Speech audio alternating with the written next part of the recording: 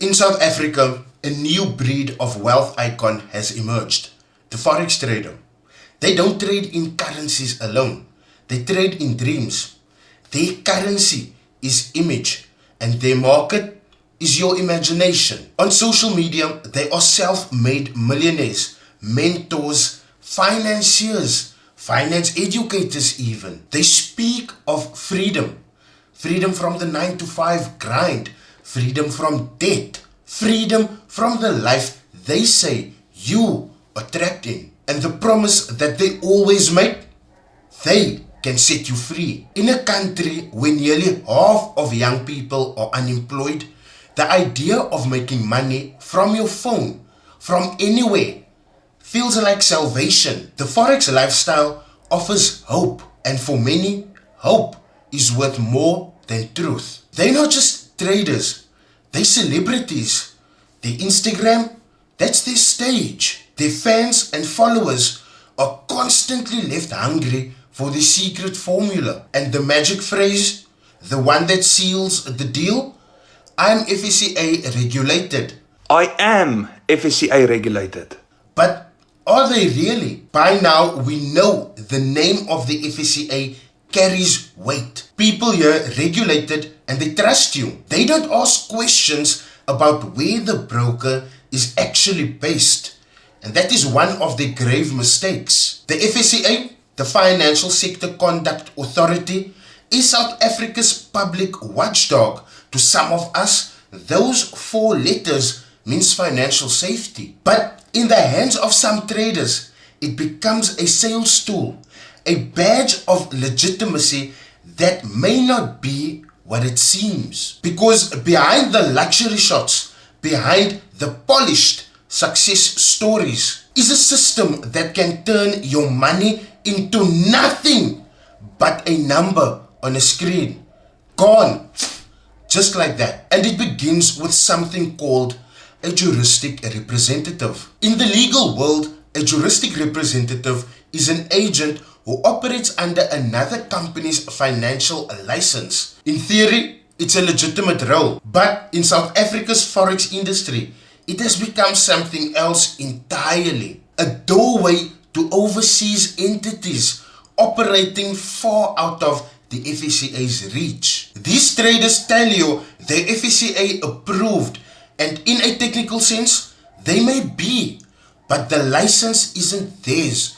It belongs to a broker, and that broker may be sitting on a beach in Seychelles, Vanuatu, or Belize, far beyond the reach of South African law. It's a clever loophole, one that allows traders to market themselves as regulated, while funneling your money into jurisdictions where regulations is minimal and consumer protection is optional. For some, the dream unravels rather really quickly. Withdrawals delayed, accounts frozen, profits reversed. And the person who promised you this freedom, they become unreachable. The luxury lifestyle that convinced you to trust them suddenly becomes a mirage. In the next chapter, we strip away all the Instagram filters and we dissect exactly how the system works and why the promise of being regulated may be nothing than an illusion. The word juristic sounds cold, almost mechanical, but it's at the heart of one of South Africa's most misunderstood financial relationships. To understand how ordinary people is drawn into risky offshore trading, you first have to understand the role of a juristic representative. In the Financial Advisory and Intermediary Services Act, the FIS Act, the term juristic representative is straightforward. You don't hold your own license. You operate under someone else's. It's a way for smaller entities to get a foot in the industry without going through the lengthy and expensive process themselves. When done right, this arrangement can be very efficient, beneficial for both parties. A small advisory firm might be operating under the license of a larger Johannesburg firm, and that All of that is well because it is still within the reach of the South African law and most importantly, the FSCA. While the FSCA has oversight, the client still enjoys the full protection of the South African law.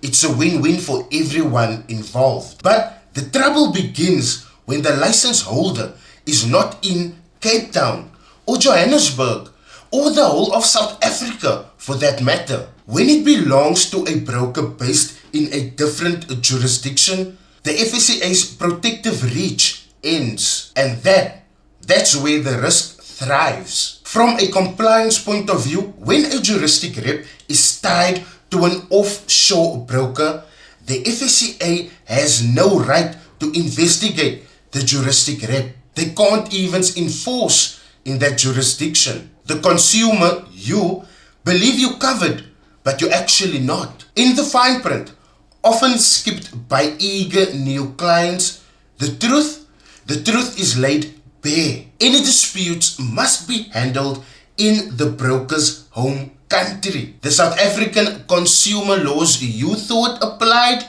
they don't. The juristic representative system was introduced to help smaller companies grow without being strangled by bureaucracy. But back then, retail forex trading wasn't a social media phenomenon. The lawmakers didn't anticipate Instagram celebrities funneling South African funds to brokers half a world away. The loophole lies in the wording. The FISE Act does not forbid a juristic representative to partner with a foreign entity. This means a trader in Johannesburg can legally represent a broker in Vanuatu, claim regulated status, and recruit South African clients, all while being outside the FSCA's enforcement net. For the client, the sign-up process feels safe.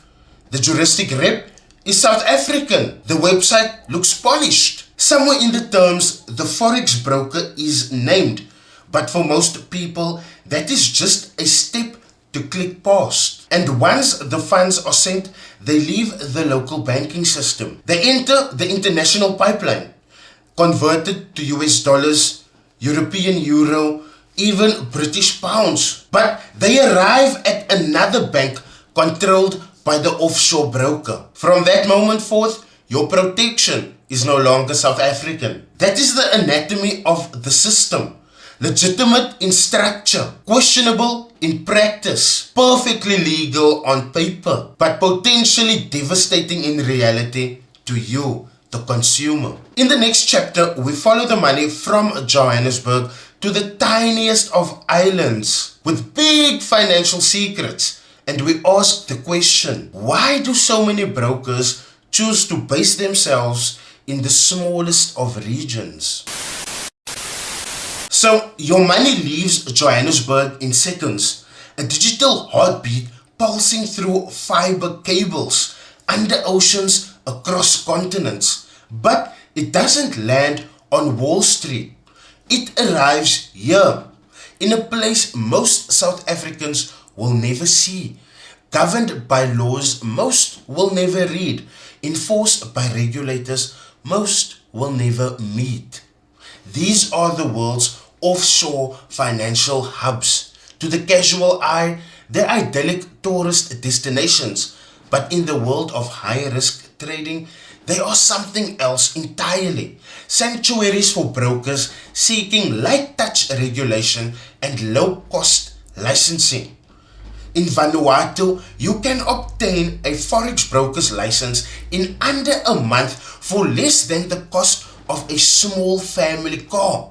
Minimum capital requirements are a fraction of those in South Africa or the European Union. Oversight is minimal, enforcement even less. For brokers, the equation is simple. Fewer rules mean fewer costs and fewer consequences. But that freedom for them can mean danger for you. Once your money lands offshore, it's governed by the laws of that country. If a dispute arises, you can't call the FSCA for help. You'd need to file a complaint in a foreign jurisdiction, often in a language you don't speak, in a court you can't access, under rules you don't understand. For many South African juristic reps, partnering with offshore brokers is a business decision. Offshore brokers often offer higher leverage limits, allowing traders to place bigger bets, bigger commission payouts per client, and fewer rules on marketing and client onboarding. This is where the incentives align. The broker wants more clients, the rep wants higher payouts, and the client wants quick profits.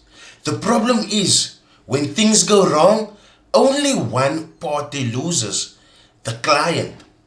The juristic rep often represents the offshore broker as regulated, which may be technically true in that broker's home country, but that regulation might mean nothing more than having an address and paying an annual fee. And so the illusion is complete.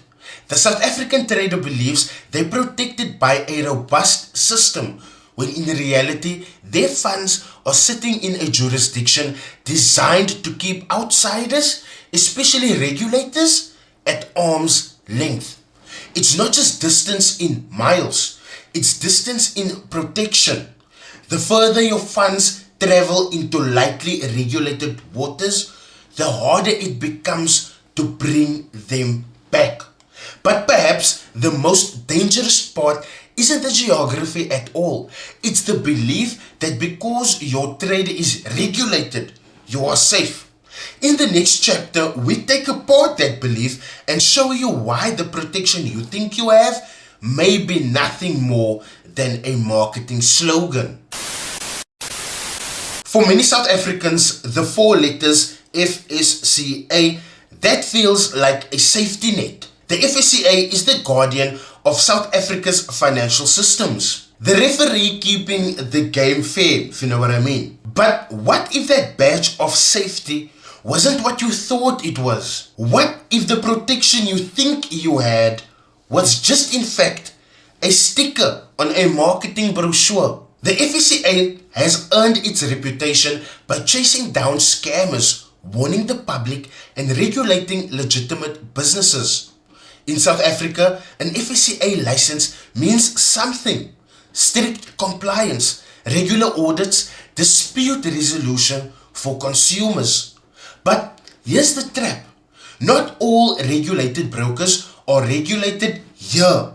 A trader can be a juristic representative of an offshore broker, and that broker may be regulated, but only in their own country.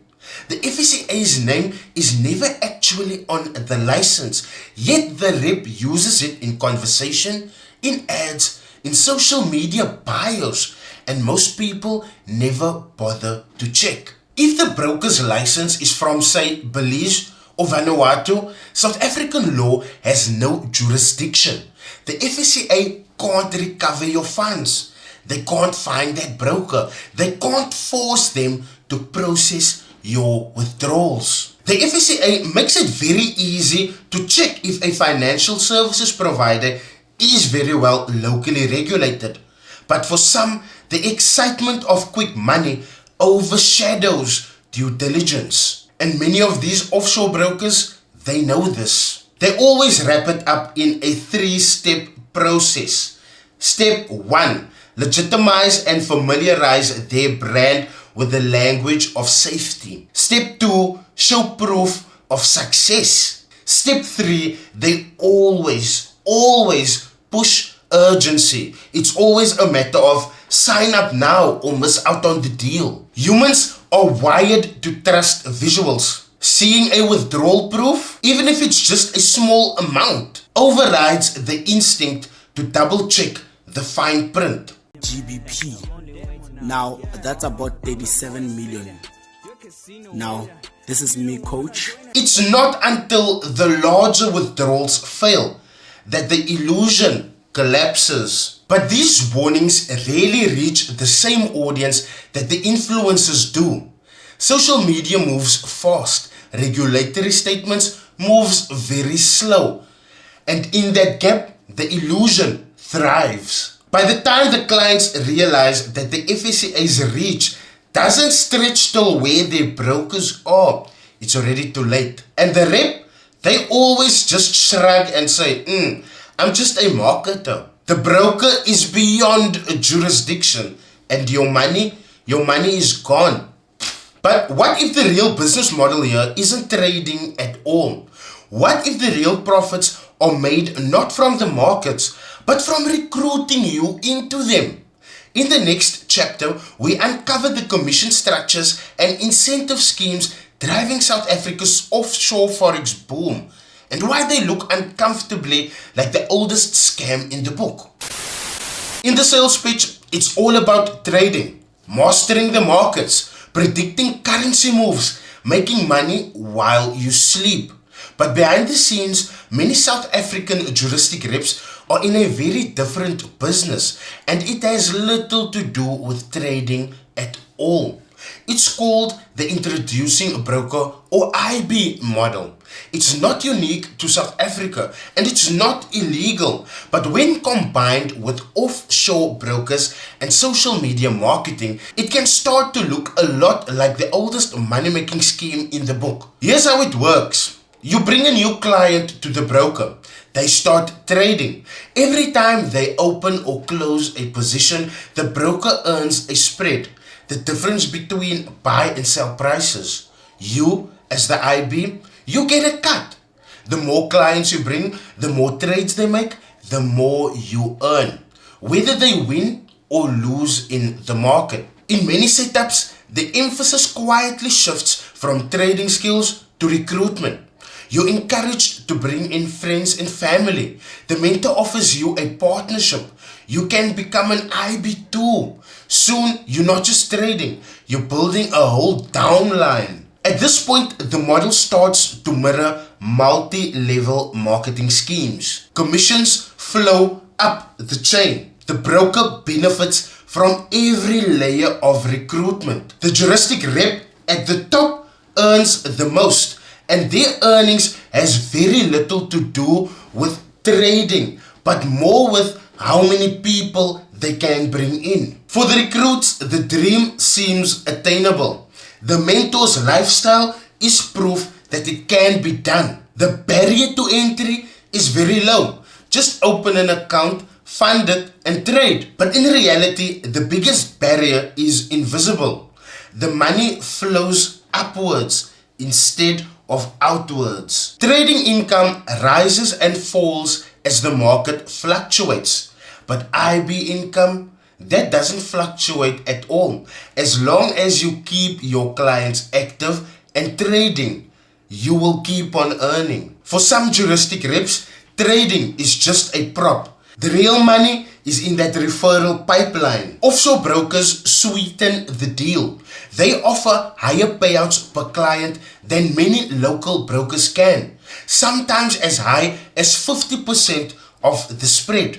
They may also pay bonuses for hitting recruitment targets, and some even offer tiered payouts for multi-level recruitment structures. When the recruitment slows down, the income dries up. Some mentors then move on to the next broker, taking their network with them. Others disappear entirely. The clients left behind, they may still be trading, but they're doing so without the person that brought them there.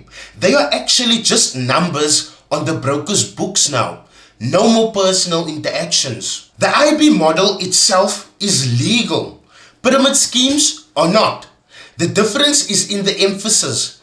If there is no genuine product or service beyond recruitment, it crosses into illegality. But proving that in forex can be difficult, especially when trading activity exists, even if it's secondary. And so the cycle continues. New broker, new recruits, new promises.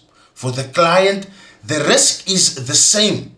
If the broker is offshore, the FSCA's hands are tied. And if your mentor is more recruiter than trader, their loyalty is to the commission structure, not your financial success. But the story doesn't end with clever marketing and commissions. The FSCA knows this game and they've been trying to close loopholes since forever. In the next chapter, we go inside South Africa's financial watchdog to see how they're fighting back and why the law still leaves dangerous gaps. In Pretoria's mainland main district, behind glass walls and stacks of case files, South Africa's financial watchdog works late into the night. Every day, new complaints arrive. Tales of vanished withdrawals, unreachable brokers, and traders who thought they were protected. But there's a problem. Many of these brokers are ghosts in the eyes of South African law. They operate from overseas, places where regulation is light, consumer protection is minimal, and the court orders from Pretoria carry no weight. South African law is designed to regulate entities operating within its borders. The FSCA licenses local financial services providers, or FSPs, and can take action against them if they misbehave. But if a broker is registered in Seychelles or Belize, that's beyond the FSCA's reach. Here's where the loophole comes in. If a South African is a juristic rep of a locally licensed broker, that's still fine. The FSCA can still get to them if they misbehave. But that FSP may partner with an offshore broker, one that isn't bound by the FSCA's rules. The rep can market and onboard clients to that offshore broker, giving the impression of FSCA oversight without the FSCA protection. Even if the FSCA wanted to act against the offshore broker, they'd need international cooperation, which is slow, expensive, and often fruitless. Many offshore jurisdictions are under no obligation to help, and those that do may take months, by which time the broker can simply vanish. The FSCA issues dozens of public warnings each year, but the reality is that a lot of people won't see that. The average trader is more likely to follow their mentor right around social media instead of following an official channel by the FSCA releasing these warnings. And even when warnings are read, they don't undo the damage. By the time a broker appears on that list, countless South Africans may already have sent money offshore. Some regulators overseas require that if you market to their citizens, you must be licensed locally. South Africa doesn't enforce that as strictly. There's a growing argument that we should champion, and that is to close the juristic rep loophole. Proposals include tighter definitions to what juristic reps can promote, mandatory disclosure of where a client's funds are actually held, and heavier penalties for misleading marketing. But every rule has trade-offs. Too strict and legitimate global businesses may suffer. The law has its limits. Offshore brokers knows this, and the reps exploits this. Their social media platforms is the perfect delivery systems. In the next chapter, we step into the digital arena, where the battle for trust is fought in likes, shares, comments, and the promise of overnight wealth. Swipe up, tap follow, join the revolution. Social media isn't just a place to share your life. It's the new battleground for trust, influence, and money. And in South Africa's forex scene, it's where offshore brokers and juristic reps wage their most expensive war. Gone are the days of printed brochures and cold calls. Today, your financial advisor could be a 22-year-old Instagram influencer with 50,000 followers, flashing Lamborghinis and promises of financial freedom. They post the lifestyle, luxury cars, international flights, designer clothes as proof that they have cracked the code. The captions hype up the opportunity. Make 10,000 Rand a day trading from your phone. Join my VIP mentorship group. Earn passive income while you sleep. These influencers are masters of the digital hustle. They understand algorithms, engagement, and human psychology. Their content is crafted to inspire FOMO, which is the fear of missing out, and urgency.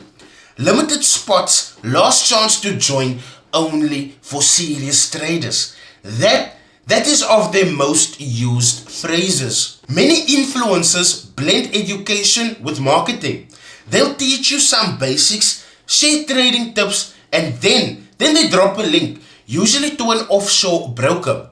The subtlety means viewers may not realize they're being recruited into a sales funnel. Transparency, often missing. Most don't clearly disclose their financial relationship with the broker.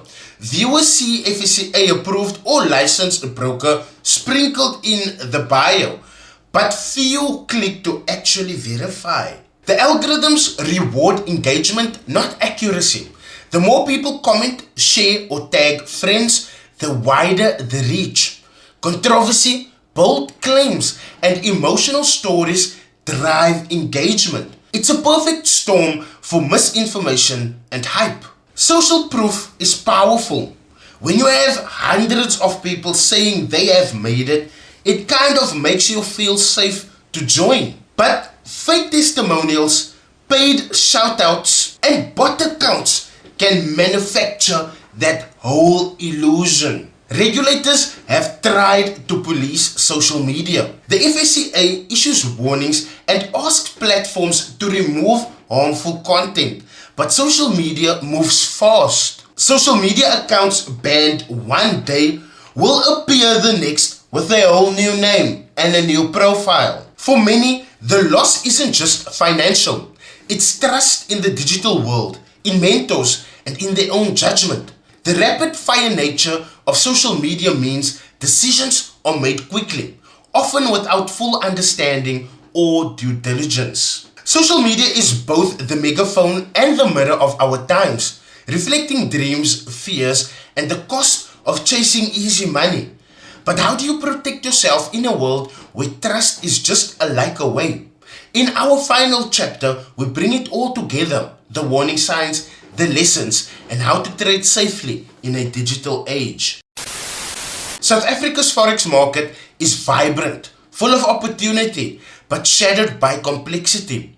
Offshore brokers, juristic reps, and social media influencers have woven a web that can be hard to untangle, but knowledge is key to safety. First, understand who you are dealing with. Is your broker licensed locally by the FSCA or they registered offshore? Do they have a physical office? And if you're working with a juristic rep, what exactly is their relationship to the broker? Next, watch out for red flags.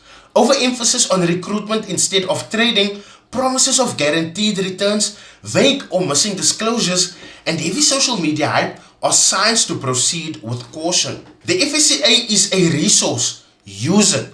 Check their list of licensed entities, report suspicious activity, and stay informed about public warnings.